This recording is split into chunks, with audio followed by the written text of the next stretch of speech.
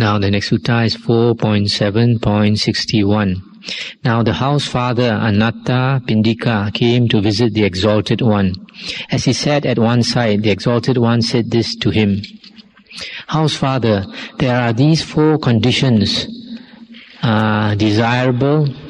which are desirable, dear, delightful, hard to win in the world. What for? The wish, oh, may wealth by lawful means come to me. This is the first condition.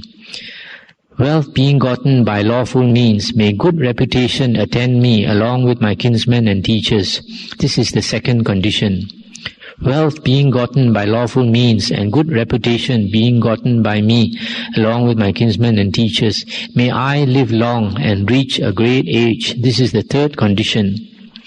Then wealth being gotten and good reputation and long life when body breaks up, when body breaks up on the other side of death, may I attain the happy born, the heaven world. This is the fourth condition. These, house father, are the 4 conditions which is desirable, dear, delightful, hard to win in the world. I'll just stop here for a while. These are the 4 things that lay people normally like, they wish for. The first one, that you may get a lot of wealth by lawful means. Not by unlawful means, because that will entail a lot of problems later, but to get a lot of wealth by lawful means. The second one, you wish that you would have a good reputation. The third one, may you live long. The fourth one, may you have a good rebirth. These are the 4 things that most people normally like. And then the Buddha said, now, house father, to the winning of these 4 conditions, 4 other conditions conduce. What for? Perfection of faith, perfection of virtue, perfection of generosity, and perfection of wisdom. And what, house father, is the perfection of faith? Herein the Aryan disciple is faithful. He has faith in the enlightenment of the Tathagata thus. He it is, Exalted One, Arhan, Sammasambuddha, and so forth. A Buddha is the Exalted One. This house father is called perfection of faith. And what is perfection of virtue? Herein the Aryan disciple abstains from killing, from stealing, from committing adultery, from lying, from drinking fermented liquor, which causes sloth. This is called perfection of virtue. And what is perfection of generosity? Herein the Aryan disciple lives at home with heart free from the taint of stinginess. He is open-handed, pure-handed, delighting in self-surrender, one to ask a favor from, who delights in dispensing charitable gifts. This house father is called perfection of generosity. And what is perfection of wisdom? House father, living with his heart overcome by coveting and wrongful desire, one does what he should not, fails to do what he should. So doing, so failing to do, he falls from good report and happiness. Living with his heart overcome by malice, by sloth and torpor, by restlessness and worry, by doubt unwavering, he does what he should not, fails to do what he should. So doing, so failing to do, he falls from good report and happiness. Now, house father, that Aryan disciple, knowing coveting and wrong desire to be a defilement of the mind, casts out the mind's defilement of coveting and wrong desire, casts out the mind's defilement of malice, sloth and torpor, restlessness and worry, doubt and wavering. Now, house father, in so far as the Aryan disciple, knowing coveting and the rest to be defilements of the mind, is one who has cast out these defilements, this Aryan disciple is called of great wisdom, of far spread wisdom, of clear range of vision, one perfect in wisdom. These 4 conditions, house father, conduce to the realization of the before said 4 conditions, which are desirable, dear, delightful, and hard to win in the world.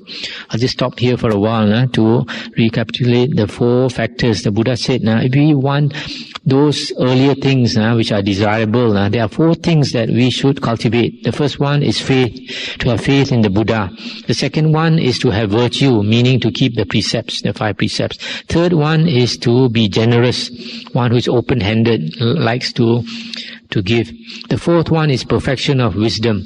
This perfection of wisdom is basically to abandon the 5 hindrances. To abandon the 5 hindrances means to get samadhi. So you see here is very clear that perfection of wisdom is to develop the mind, to have samadhi bhavana, so that the 5 hindrances are abandoned.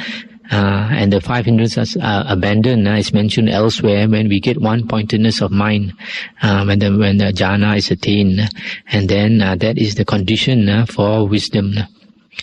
Now to continue. Now house father, that same Aryan disciple, with the wealth acquired by energetic striving, amassed by strength of arm, won by sweat, lawful and lawfully gotten, is the doer of 4 deeds. What are the 4? Herein, house father, with the wealth acquired by energetic striving and so forth, the Aryan disciple makes himself happy and cheerful. He is a contriver of perfect happiness, and makes his mother and father, his children and wife, his servants and workmen, his friends and comrades cheerful and happy. He is a contriver of perfect happiness. This house father is the first opportunity seized by him, turned to merit and fittingly made use of. Then again, house father, the Aryan disciple, with the wealth acquired by energetic striving, amassed by strength of arm, won by sweat, lawful and lawfully gotten. With that wealth, he makes himself secure against all misfortunes whatsoever, such as may happen by way of fire, water, the Raja, a robber, an ill-disposed person, or an expectant heir. He takes steps for his defense. He makes himself secure. This house father is the second opportunity seized by him, turned to merit, and fittingly made use of. Again, house father, with the wealth acquired by energetic striving, lawfully gotten, the Aryan disciple is a maker of the 5-fold offering, namely to relatives, to guests, to departed ghosts, to the Raja and to the Devas. This is the third opportunity seized by him, turned to merit and fittingly made use of. Then again, house father, with the wealth acquired by energetic striving, etc., the Aryan disciple offers a gift to all such recluses and Brahmins as abstain from sloth and negligence, who are bent on kindness and forbearance, who tame the oneself, calm the oneself, cool the oneself.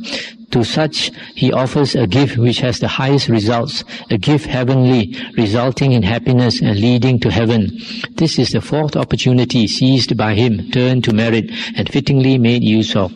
So house father, this same Aryan disciple, with the wealth acquired by energetic striving, lawfully gotten, etc., is a doer of these 4 deeds of merit. If the wealth of anyone be spent without these 4 deeds of merit, such wealth is called wealth that has failed to seize its opportunity, failed to win merit, unfittingly made use of. But house father, if the wealth of anyone be spent on these 4 deeds of merit, then it is called wealth that has seized its opportunity, turned to merit, and is fittingly made use of. That's the end of the sutta. Now this is a very interesting sutta for lay people especially. First, the Buddha is telling us the four things which everybody wants. Then secondly, the Buddha is saying what are the conditions that you must practice to attain what you want in the world. Then the third set of things is the Buddha is trying to tell us how to use your wealth when you have acquired wealth. Because all the happiness that we get in the world is actually the use of our past merit, because of our past merit, now we have a good life. But if you keep on enjoying life, you are using up all your good karma. So it's very important to put back into your karma bank all the meritorious deeds. If you continue to do meritorious deeds, you are storing up the good karma in your karma bank. So the Buddha is telling us the first way to use your wealth in a skillful way so that you can get merit out of it is to make yourself happy. That means to enjoy life a bit, and all those around you, your mother and father, wife and children, servants and workmen, friends and relatives, etc. You try to make all those around you, including yourself, a bit happy. Second one, you must guard yourself against misfortunes. For example, fire, water, these two maybe nowadays is buying insurance or something. And then the Raja, that means you have to be careful. In those days, the Raja could seize your property. So sometimes you have to be nice to the Raja, buy him a present now and then. And then the robber, you have to take steps so that your house is not robbed. Maybe get guards or get dogs or something. And even an expectant heir, somebody wants to heir to your property, and some in those days they might kill kill that person and so that he can get the property. Then the third one is to make the fivefold offering to relatives, to guests, to the departed. Departed meaning you do some good deeds and you transfer merit to them. But it is mentioned elsewhere in some other sutta that they used to offer things to the departed and burn them. And then to the Raja, you have to offer to the Raja and to the Devas, like offering flowers, incense, etc. So if you do all these things, then you conserve your good karma so that you will have this, enjoy the fruits of your good karma again. It is mentioned elsewhere, there's another sutta where the Buddha said, if you want the things desirable in the world, they are not good to be got by prayers and vows.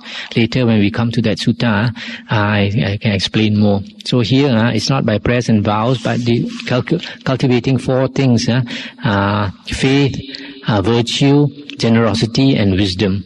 And then always remember to use your money in a wise way so that it's not wasted. Use it so that you get the benefit of it by way of merit, etc.